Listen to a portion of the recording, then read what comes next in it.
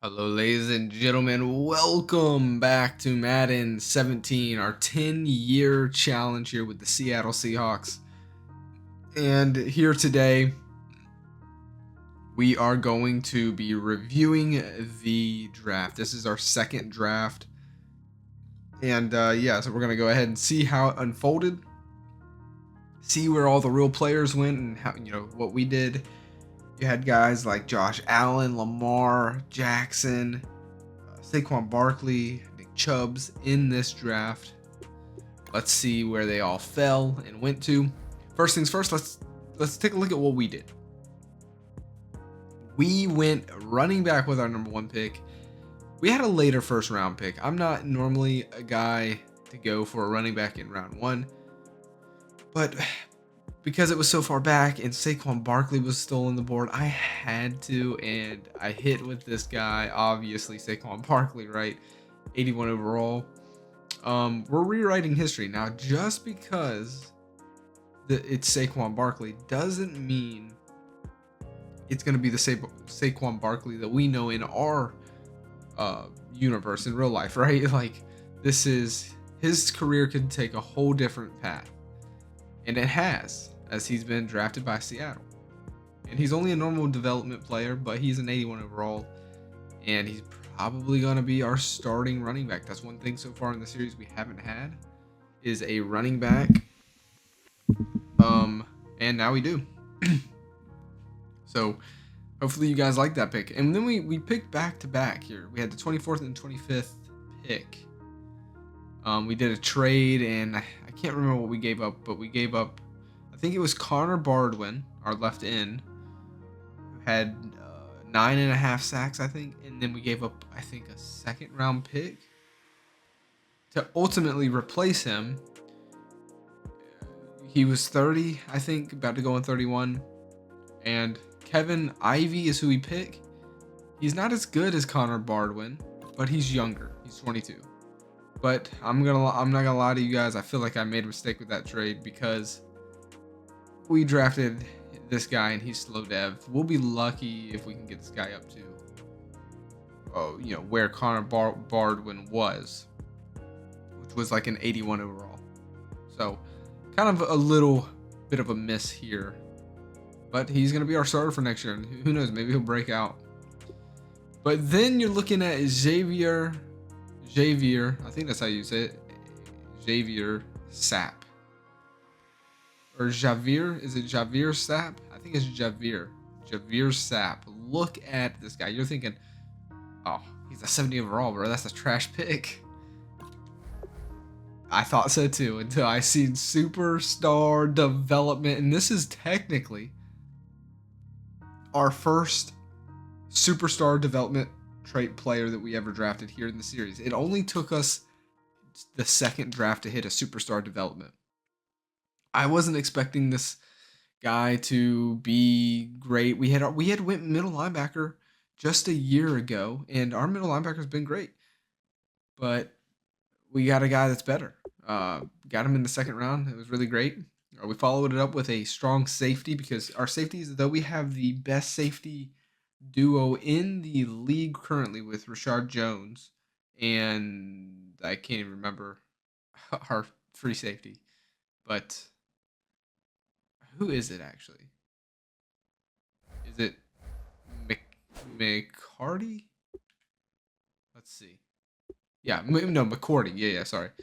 Yeah, 90 overall. Like I've explained, if you're in the 90s or higher, that's elite for sure. Yeah, 31. And not Collins, but Jones is, I think, 30. Yeah, so we've got to be ready to kind of replace our safeties here. Maybe even trade them if we want, while they're still have value. And so that's what I was kind of trying to do here. He's a 71 overall. Probably going to not get a lot of starting time. We got a left guard at 72 overall, Kyle Bueller. We went left in Deshaun Steele, and then another running back and corner. Now, Russ Hill had I was looking for depth. Probably not going to to see any playing time really. So there's our draft. Now, before we move on to the rest of the league, Saquon Barkley obviously brings a lot of talk to the situation at running back because Kenneth Dixon, though he's not the best, he had a breakout year and he got all the way up to a 79 overall. He's coming off of 1,000-yard year, but he did get the ball a lot and he's averaging 3.2 yards. He got 9 touchdowns. Now, the running in this Madden, you're not really going to see a lot of running backs simulate with high average yards per carry for some reason. But I mean, you can't draft a guy with your number 1 overall pick like this and not give him the start. I'm pretty sure Saquon Barkley is starting. So the question is, who's out, really? We drafted John Sutton to hopefully be our starter, and that kind of fell through. I mean, he's not really that good, and he's not gonna develop anytime soon. Like, I mean, he's already 23, and the XP in this game starts to get expensive quickly, right? So I don't want to. Obviously, these guys are going. I honestly am thinking about keeping everybody here, keeping Dixon as our second back, and moving Sutton to wide receiver. He did play it in college. He's 6'2", 226. He's got the size. It would take a little bit of work, but we could spend all his XP in catching and route running. Right? Because, I mean, he's right there on the verge. His route running is 60. His catching is 59. I mean, I'm pretty sure they're cheap. Yeah, so like, if we go down to catching, look at that. His catching is really cheap. So is the catching in traffic, route running, all this is very cheap. I think what we're going to do is keep John Sutton and start building him to be a wide receiver. Because, I mean, if he can fit in here, why not?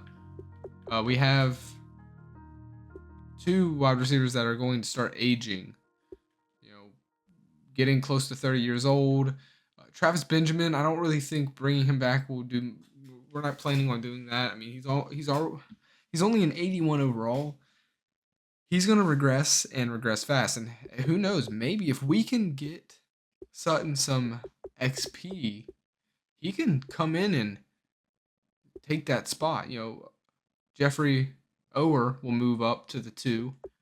And we did bring in Tyler Boyd from free agency. But maybe Sutton comes in here somewhere. We'll have to see. So, yeah, that's my plan there. We're not going to get rid of Sutton. I have a plan for him. He might be running back turned wide receiver. We'll have to see, though. And I don't know if we've talked or not, but Thomas Robbins had a breakout year. He won that award. Now he's an 87 overall. He is our franchise guy. We're going to sign that dude to the biggest contract ever. And Thomas Robbins' rival in this series is none other than Lane Stapleton. It was a guy that we were going to draft one of the 2. And I just didn't know which one, and we went with Thomas Robbins. Well, Lane Stapleton also won the Offensive Rookie of the Year for the AFC side. For some reason, Madden splits them. So he won for the AFC, we won for the NFC, and sure enough, look at his overall. He grew to an 87 as well. So it's just insane. These 2 are rivals for sure. But without that out of the way, the big question now is, what do the rest of the league do? Well, I'm going to be honest with you. First, let me take a sip of my drink here.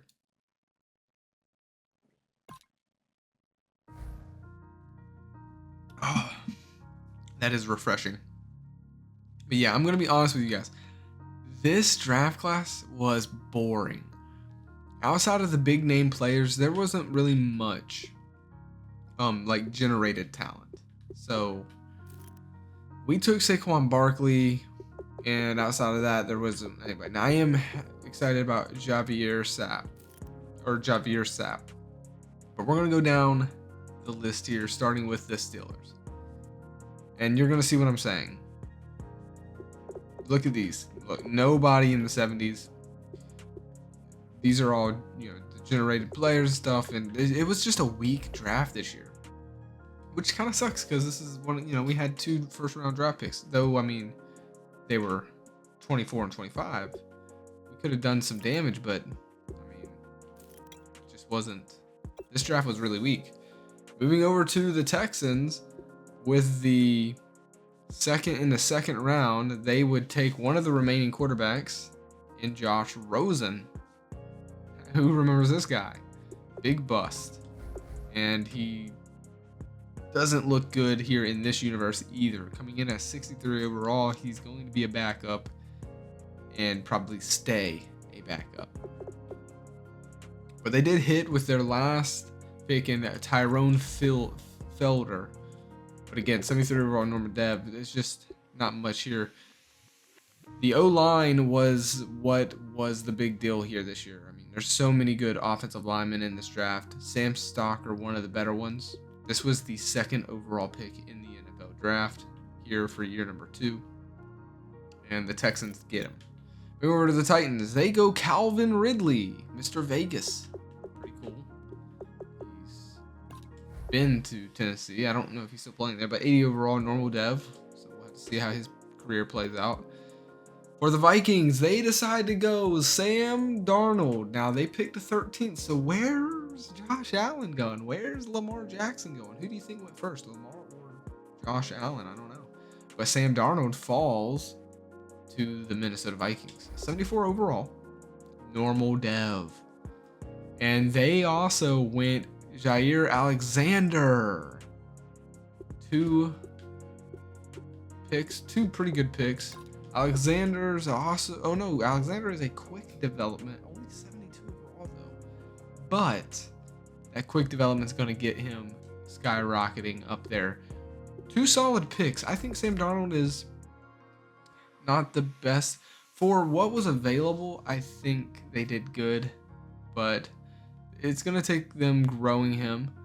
They're moving off of, I think it's Josh, who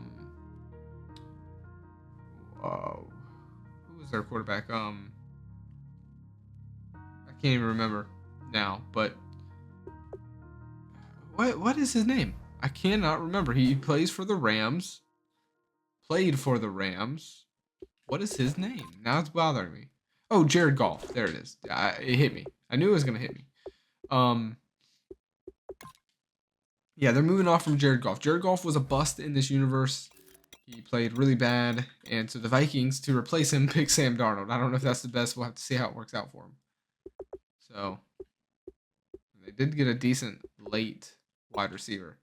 For the Bears, who did they go with? So, okay, this is the 4th pick in the NFL draft. Do you think they're going to go Lamar Jackson? Do you think they're going to go Josh Allen? Are those players even available? I don't know. But with the 4th round pick, and the Bears have had some big controversy. Zach Keister is the head coach. Big controversy last year. They could have taken Patrick Mahomes and opted to go with TJ Watt. This year they have a chance. I'm pretty sure they had a chance to take Lamar Jackson. They had a chance to take Josh Allen. They said, no, I'm taking Baker Mayfield. And I don't know. We'll have to see how that works out. Baker Mayfield is quick development and a 78 overall. So I think that's their franchise guy. I mean, that's kind of starting better than Thomas Robbins, right? So it just depends on how he plays, though, and if they can protect him and stuff out of that pick. I mean, the rest of it's just not really worth covering. I mean, it's just the whole draft was really just not strong of a draft at all. It's not the GM's fault for any of these teams. It's just the draft class was so bad.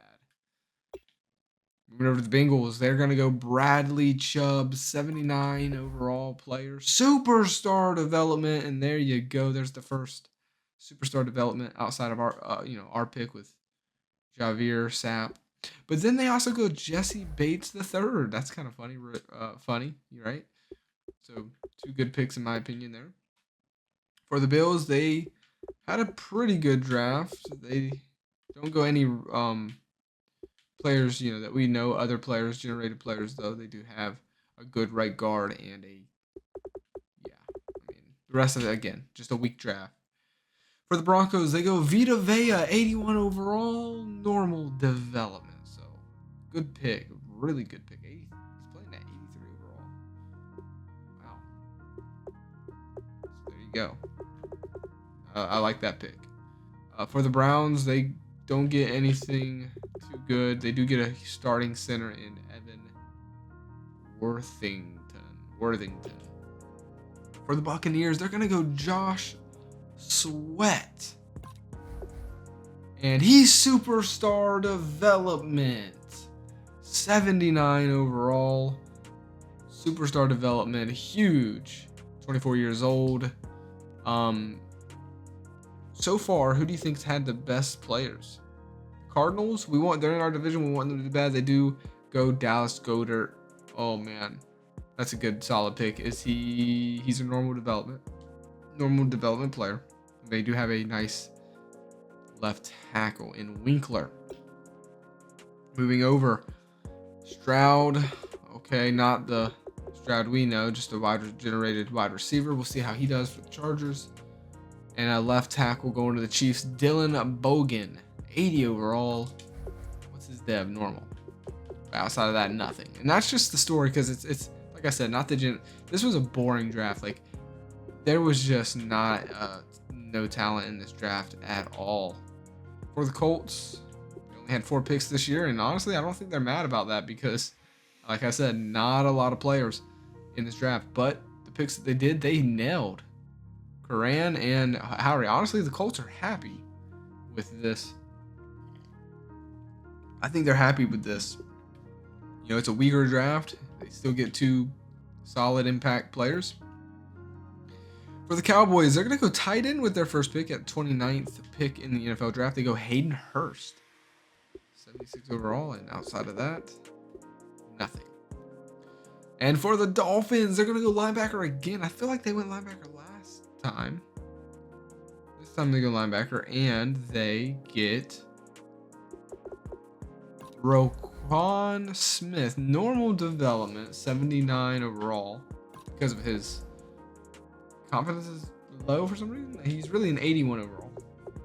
I wonder, who do you guys think? Bradley Chubbs or Roquan Smith? I'm going to say Bradley Chubb. This university. He seems like he's going to be better here. But this is a pretty good draft for the Dolphins, honestly. I mean, they hit a few 70s here. But for the Eagles, DJ Moore's going 78 overall wide receiver, and they also went Fred Warner. Now he's only a 72 overall, so keep an eye on those players. For the Atlanta Falcons, in the 2nd round, guys, they go Josh Allen, 82 overall. And then in the 3rd round, the Atlanta Falcons take tight end Mark Andrews. Don't ask me why these players fell so low. They did. They just did. For some reason, Josh Allen falls to the 2nd round. And that's going to be interesting to think about, right? In this universe, the Minnesota Vikings took Sam Darnold over Josh Allen, meaning they had a shot at Josh Allen, and they decided to say no. So Josh Allen is now a Atlanta Falcon with Mark Andrews, and they also have a Markel Ganaway. I mean, Atlanta has won the draft, in my opinion. Josh Allen's coming in at 82 overall, quick development, and Mark Andrews a 80 overall, normal dev. So, and for the San Francisco 49ers, who are in our division, they don't go any. Actually, yes, they do. They go Denzel Ward and Derwin James. Wow. Oh my goodness. Somebody please stop our division from doing so good. The Seattle curse. But then they go Calvin Meyer. And Calvin Meyer is a superstar development wide receiver. The Seattle curse continues. For some reason, it feels like my division team, especially the 49ers, are and the Rams, because the Rams I think got did they? I feel like the Rams got Cooper Kupp or something in last year's draft. So it's like the 49ers, the Rams, just the Seattle Curse, man. They're drafting really well for some reason to make my life harder. That's insane. This guy's gonna be a problem right here. Get used to that name. Moving over to the Giants, they didn't have many picks here, only 4, and I think they're fine with it. A lot of them kind of just a bust. Not that they had a lot of picks. They're obviously coming off of winning championship, but this is a year that they don't really care to miss out on. For the Jacksonville Jaguars, they're going to go Gabriel Whitley, decent wide receiver. Then they go Nick Chubb. So Nick Chubb is going to Jacksonville. He's an 82 overall, but is a normal dev. So really solid player. For the Jets, they have a pretty rough draft. They do hit some solid safeties at the end of the draft. And for the Lions, not much to say here either. Decent left guard, but yeah, not much. Tyler Rushing, an 81 overall left guard for the Packers. But you can kind of see what I'm getting at, right? Like a really boring, weak draft. Nobody worth really covering. Rashard Cadet there, 73 overall. And for the Patriots, they get Minka Fitzpatrick, 80 overall player. With superstar development, they have their franchise safety. There you go. And then they build up even more later in the draft with Sharon McNeil. But he does have slow dev, so not the best pick. Well, it's a good pick for that late. And he's starting caliber. And for the Raiders, they go DT. Wow. Defensive end and then DT again. Really building up that defensive line. Lenny Murdoch, who has quick development. And then Timothy Cotton, who has quick development. Oh my goodness. So they're building up the trenches. And the Rams go Lamar Jackson. Are you kidding me? So if you guys don't know, I didn't mention, but Andrew Luck did retire after the Super Bowl. He said, I'm out, I'm done after taking that injury. He just said he was done. It kind of worked out like storytelling. He had hurt himself in the Super Bowl, came back, played through the injury, and then retired after the loss. And the Rams, after the second year, not having a quarterback, they bide their time. They end up getting Lamar Jackson at the 7th pick. So that brings me to the question for the Minnesota Vikings. Okay, they didn't have. So maybe their guy was Lamar, then Sam Darnold, then Josh Allen. That's how they had their draft board. And hey, I'm sorry, Minnesota, y'all suck. You should have taken Josh Allen over. But the Rams still. So Lamar Jackson, there's 7 teams in front of the Rams. Or excuse me, 6 teams in front of the Rams. None of them take Lamar Jackson.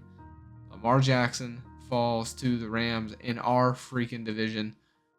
You gotta be kidding me, dude. Oh my goodness. Coming in at 89 speed, 89 acceleration, 89 agility. Lamar Jackson is quick development at 82 overall.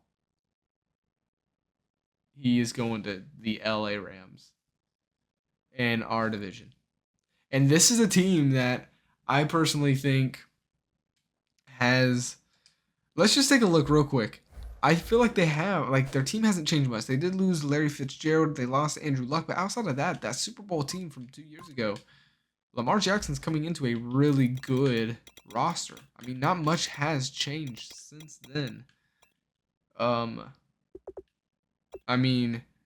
Yeah, so Lamar's going to step in. They had Blaine Gabbert for that 1 year just to buy him some time.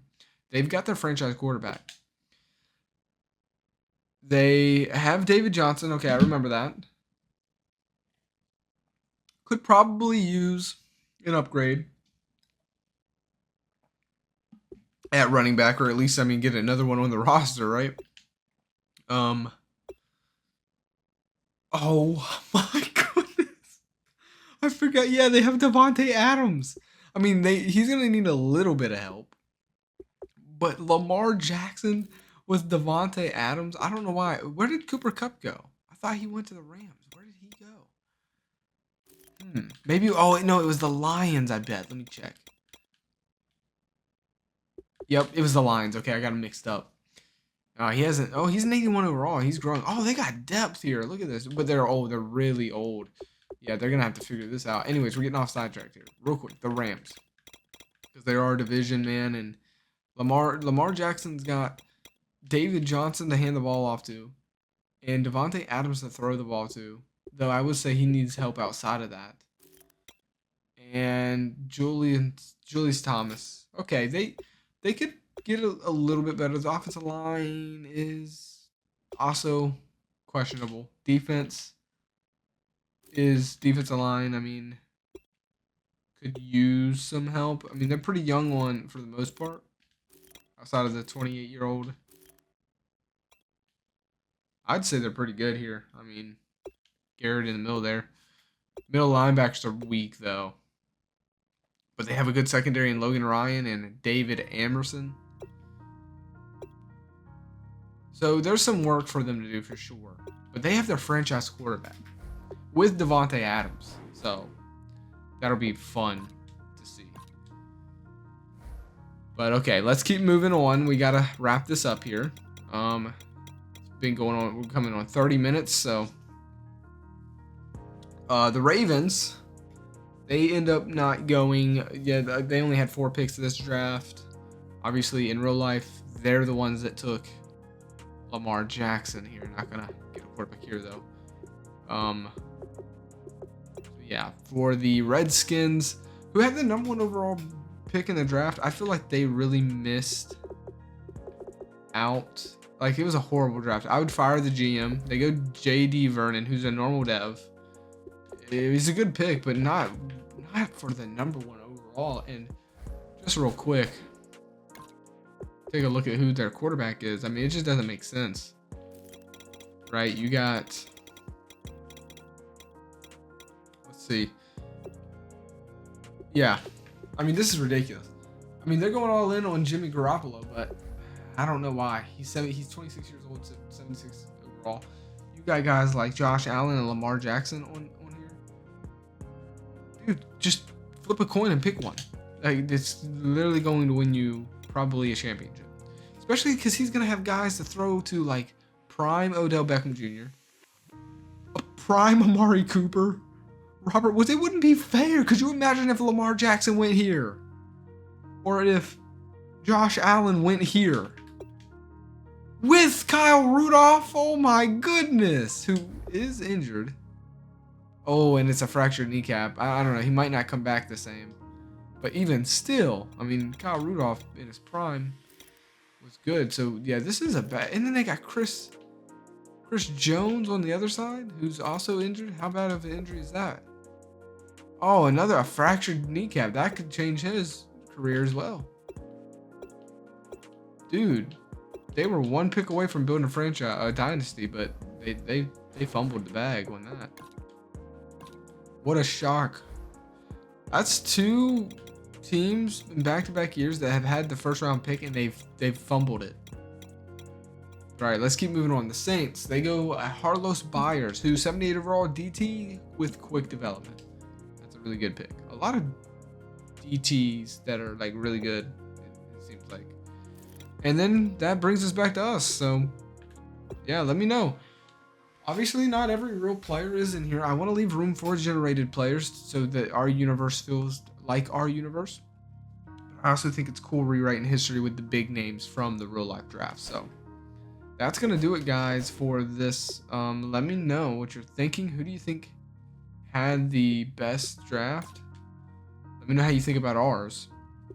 And one last time before we move on and it gets erased, here's the standings for year number 2.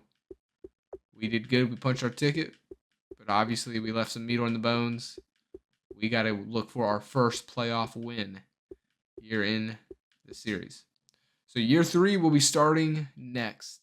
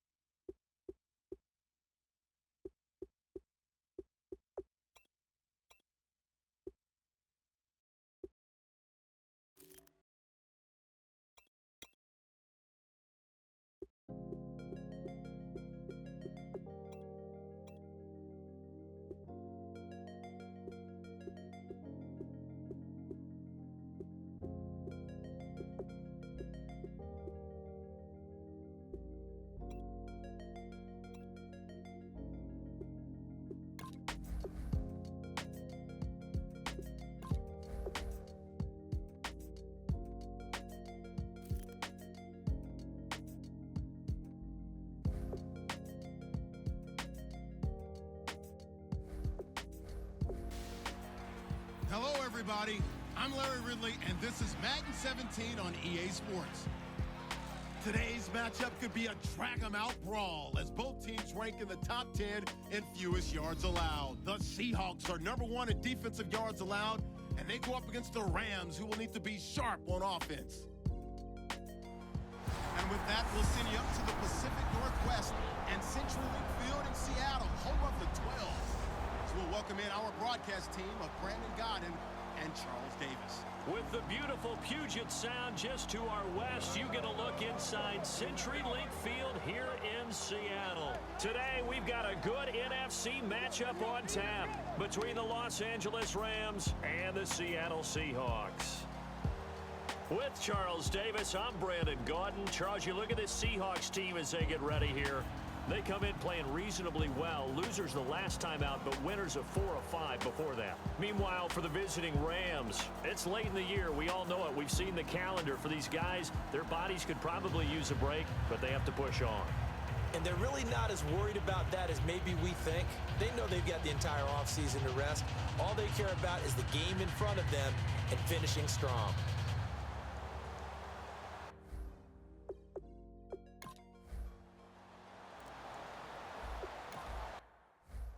Up second down here. 36. Let's go. 1, 9, 5.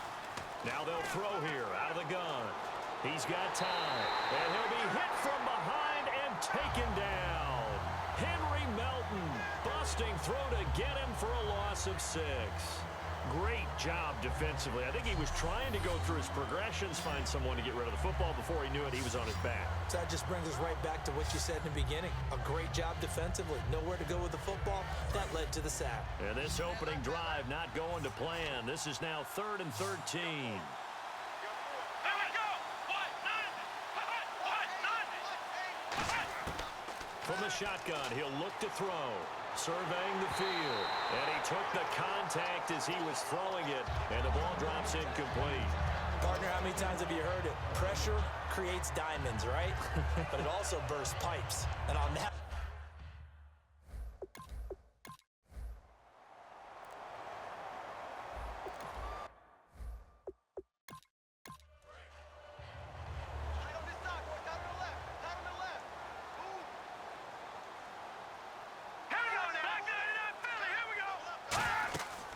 Here's carry number 1 for Kenneth Dixon. And he's going to fight his way forward here for a modest gain.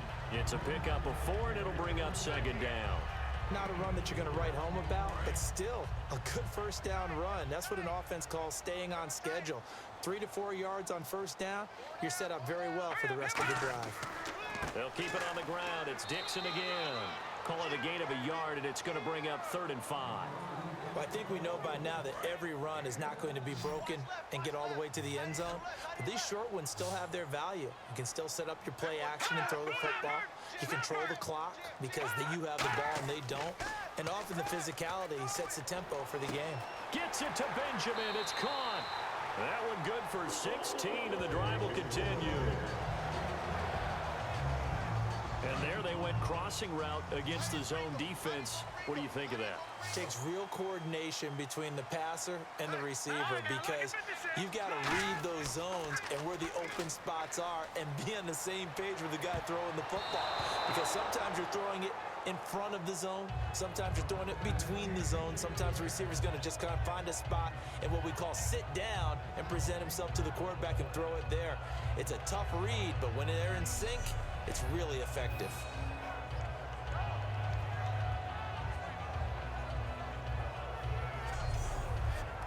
And on 2nd and 10 now. And on the outside, they're playing press coverage.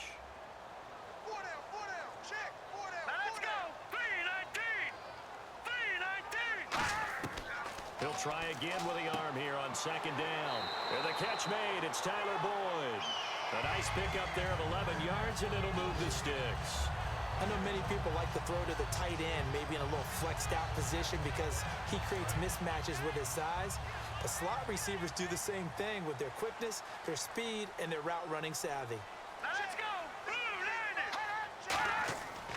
On 1st down, they go with Dixon. And he stopped immediately there. No gain on the play. It'll be 2nd down. Well, a well-executed blitz, no doubt. Great job by the linebacker. Maybe the quarterback, if he could have seen that, could have audibled there. Yeah, he needed to be in a different play because that one just meshed perfectly for the defense.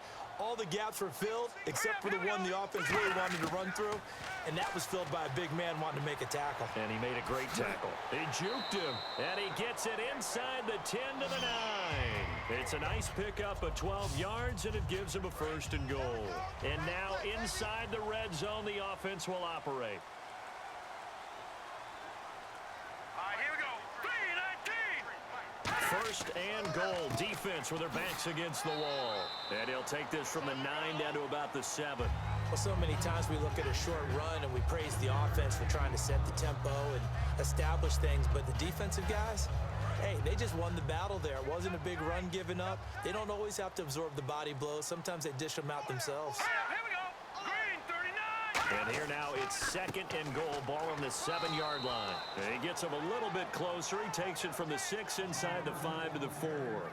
His path became similar to almost running a stretch play, didn't it? Trying to find a crease, anywhere to put his foot in the ground and cut back. It just never materialized. 4 down. Now let's go. Blue. They'll look to throw on 3rd and goal. End zone caught. Touchdown, Seattle. A great play there. His 5th touchdown now on the year. And the Seahawks have taken a first-quarter lead. So on 3rd and medium, they dial up the pass, and it works to hit the end zone. And it's really not a surprise.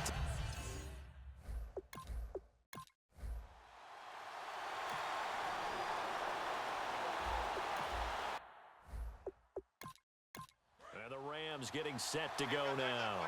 And the last drive, their first drive, 3 and out. What changes here, if anything? I think it's making sure the guys that you trust the most with the ball, the biggest playmakers you have, that they touch it on this possession to try and get things moving. So get it to the horses. Without a doubt, they're the ones that typically end up in the end zone. Seeing that play and understanding just how tough it is to cover tight ends, especially the ones running around the NFL nowadays, makes me glad I didn't make it in that league. I would have had a really difficult time. But now you get to sit up here with me. Yeah, and that's fun, isn't it? And what a really nice gain right there on 1st down for them. Brings up a nice 2nd down for them. Now Lasco. And he'll be brought down shy of the 40 at the 38-yard line. They get 5 out of that one, and it moves the chains. Well, we always talk about good down and distance, allowing offenses to expand their playbook. Well, 2nd and 2, that means your playbook's wide open. You can run just about anything. But a lot of times, the play caller, he just looks down at his sheet, sees the short yardage runs, and goes to one of those.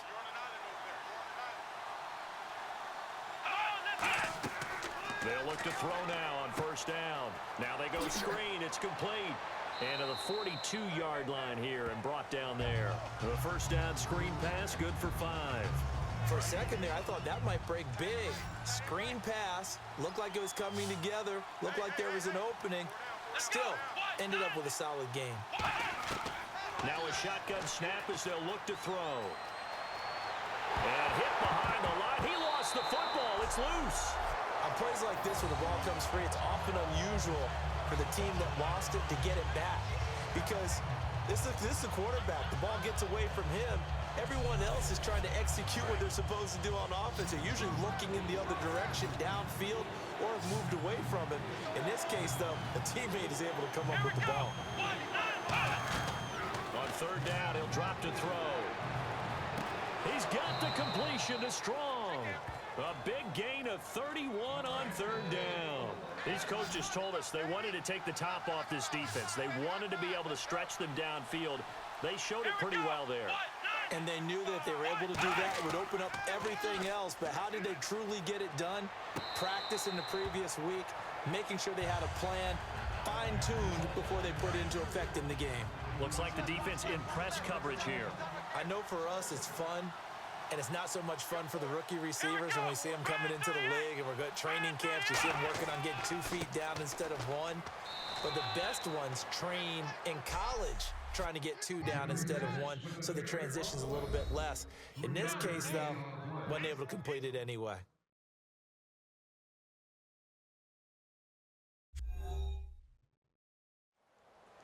Back live now to begin the second quarter with Charles Davis, Brandon Gaudin. It's the Rams with a football to get us going. They're on the march, but facing a third down here.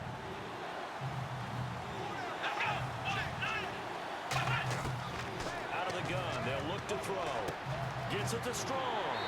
And he will have the first down across the 20 to the 19-yard line. It's an 8-yard pickup and leads to a new set of downs. And those first downs do add up. The offense keeps the ball moving downfield and keeps their defense on the bench, giving them a chance to rest. So the offense has it 1st and 10.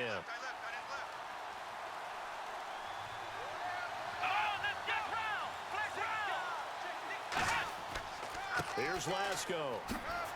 And good downhill running. He's got 6 yards down to the 13. This drive is turning into an extended one, and the guy carrying the ball, he's becoming more like a body blows guy. Every carry is putting some damage on the defense.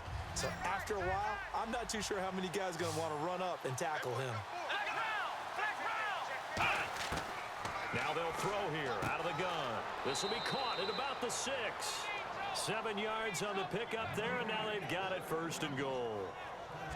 That was a nicely run slant route, and what the receiver's trying to do is make the defender think he's going upfield for a deeper route, and then breaks it off, usually after about 3 to 4 steps, and cuts towards the middle of the field. And now what he's trying to do is use his body to keep the defender away from the football and give the quarterback a really nice target. They'll run with Lasco. It's a gain of a couple, and it'll be 2nd and goal. Be interesting to see now what they do offensively down near the goal line after not much there that time. As the offensive play caller, that may change your sequence now. Instead of coming right back with a running play, you may have to go to the air. They stay on the ground. Lasco again. And he'll get this one back to the 5-yard line, but no further than that. And they'll lose a yard that time, and that's going to lead to a 3rd down. Partner, we're into the second quarter, and I guess you can kind of look at it both ways. The offense, they've got to figure out what they're going to do because they haven't scored any points. But if you're the defense, you're feeling great about what you got going on.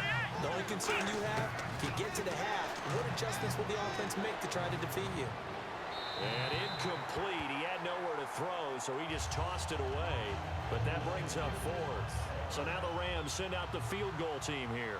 From the left hash, should be a fairly easy one here. And Gano's kick is right through. And they are on the board, but still trailing. It's 7-3. So they Player. Let's go. out of the gun. They'll look to throw. Eluding the pressure right. And he's got some space here. And he's going to be out of bounds down inside the 20. Here we go. Green.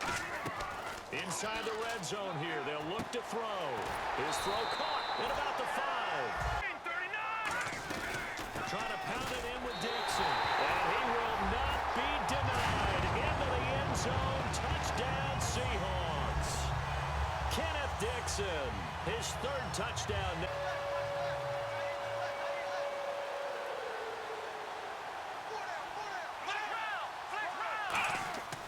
This is Lasco. And he'll fight forward to about the 27-yard line. Give him a couple on the carry there. 2nd and 8. That's a good play by the guys on the defensive side of the ball. Held him to a gain of 2. And that changes the playbook a little bit now for the guy calling plays. 2nd and 8.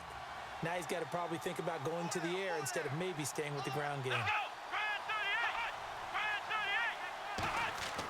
They'll set up to throw. To the right side here, the tight end Thomas. 15 yards through the air and a 1st down. Almost not fair. The big guy running the corner route, being able to lean and push and get to where he wants. So how do you stop it? A lot of times you want to have a linebacker on him, a bigger body guy who can handle him physically. But a lot of times that doesn't work as well because his quickness often wins the route. They come up in an offset eye. They go play action here on 1st down.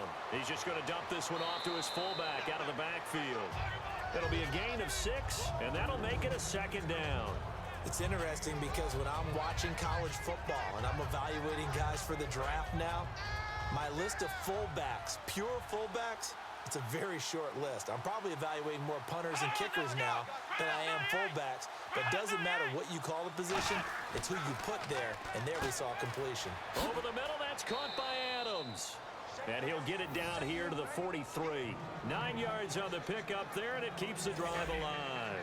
Good throw, good catch, but I really like the route. The drag and being able to run away from defenders, hard to stick with them for that long. Yeah, better against man than zone, or?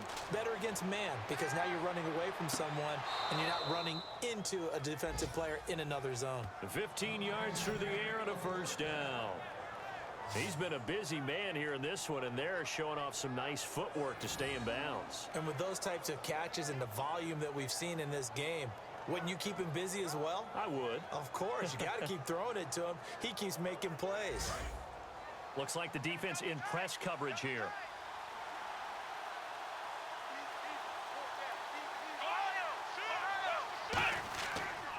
They'll give it to him right up the gut. Down right around the 25. 2 yards on the carry there, and it'll be second down. And that's why you see a lot of teams that like to play 4-3 defense, especially against teams that run the ball really well, because you count on your defensive front, the tackles and the ends, to eat up the blocking in the offensive line and keep that guy in the middle clean so he can roam through the football and make a tackle. In this case, he introduced himself and said, "Hello, my name is Mike." Just a 1 yard pickup there, and it's going to make it third down at 6. I can't help it. I'm just sitting back in admiration right now. This defense tells everyone that plays against them, you're not beating us running the football. That's who we are. That's what we're about. It's not going to happen. If you're going to beat us, you better pick another way. So they'll get a little extra time to come up with his third down play as we've played 3 quarters. We'll return with more after this. You're watching the NFL on EA Sports. Back now in Seattle, Washington. And we've got a dandy here. A 1-point game as we begin the fourth. A nickel look by Seattle on third down. Yep, 5 defensive backs now. He'll look to throw. Throwing for his running back, and he's got him complete. And he picks up the first down yardage as he takes it down to the 16. Everyone's got to be able to catch the football. Doesn't matter what position you play, but if you're on offense, be aware a ball may come your way.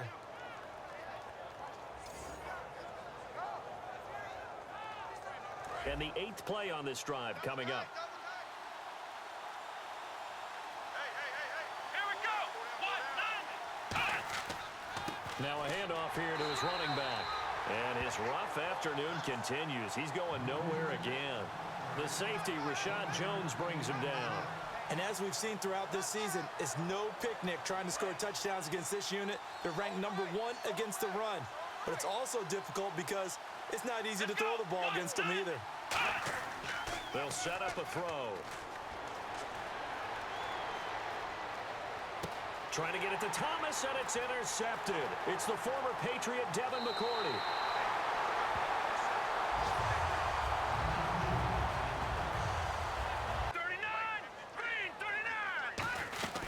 They'll run it now out of the gun. And he'll fight his way forward to about the 48-yard line. Stop him here. So now we're going to see that loading the box in a big way. 6, 7, 8, 9, whatever it's going to take, puts a little bit more pressure on your big offensive line. Now they set up the screen. That's complete. It's a loss in his pocket. I think the latter. I like what you said there, because trying is one thing. We can second guess just about every call. But in this case, when you realize...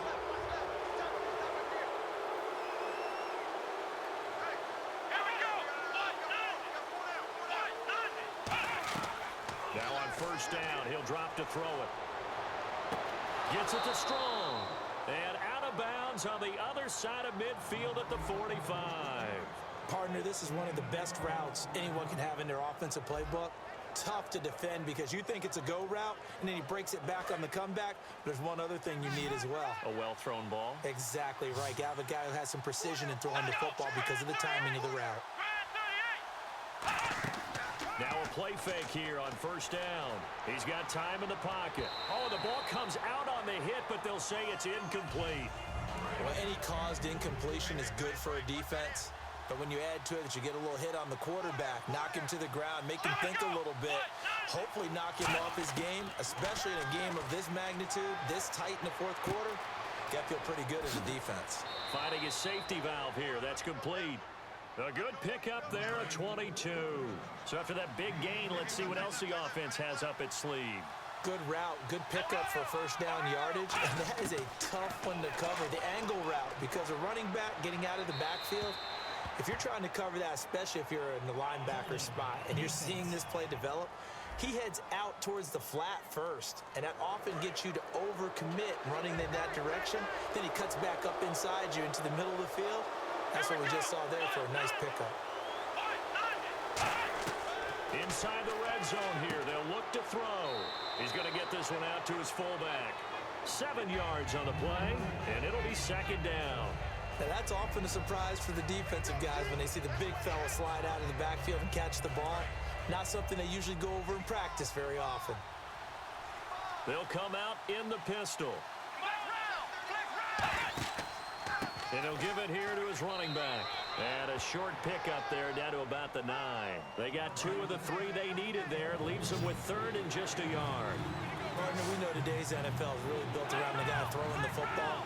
But these short runs, they still pay dividends because they can take their toll on a defense and they can add up as the game goes along. You control the clock, you control the ball, and that way you often control the game.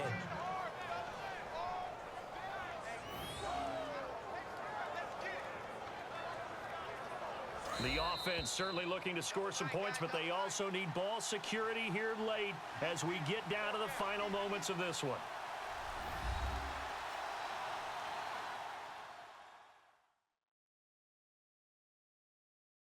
So it's Rams football here as we get you reset. And let's see what they've come up with offensively after having time to talk it over. And on the outside, they're playing press coverage.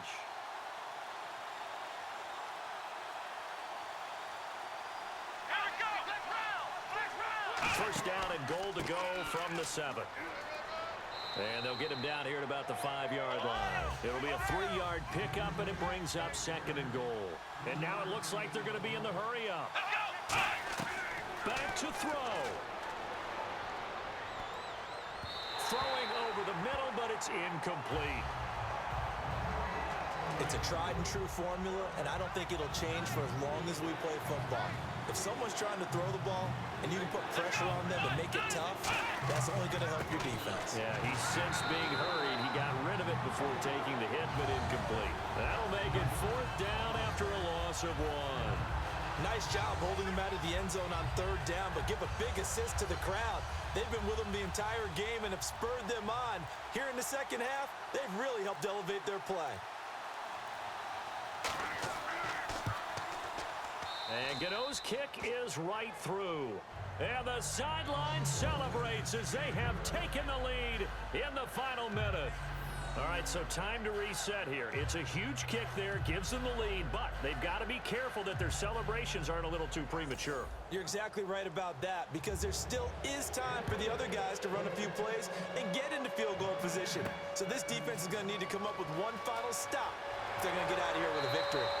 And he's up across the 25 and down at the 28-yard line.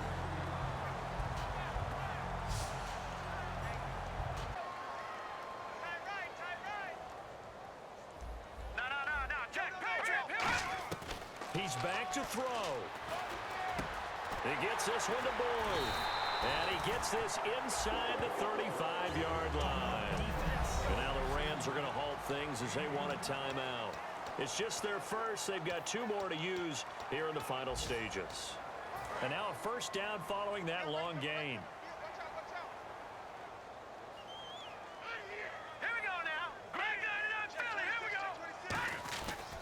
They'll run it with Dixon. And he's going to get this one. And the Rams are going to go ahead and take another timeout. That'll leave them with just 1 remaining in this 4th quarter of win.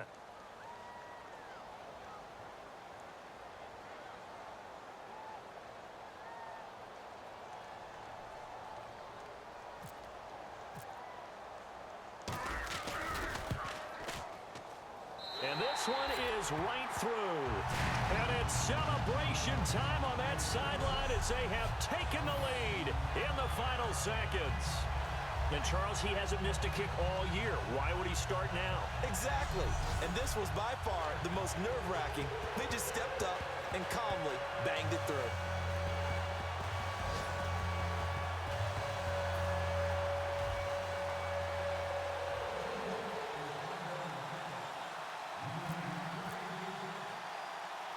is the kickoff unit as they run up and send this one away. Short kick. One of the up middle take it now. And they're going to wind up with pretty good starting field position as they get it up past the 35. Well, this one, partner, was fun down to the very end. They got the points late, right before the whistle. Then the ensuing kickoff. They were hoping for magic on the other side, but couldn't get that spark. Fun if you won, and fun for us because we got to watch it and call it. That magic that you were talking about didn't occur at the end, but what a game all the way through.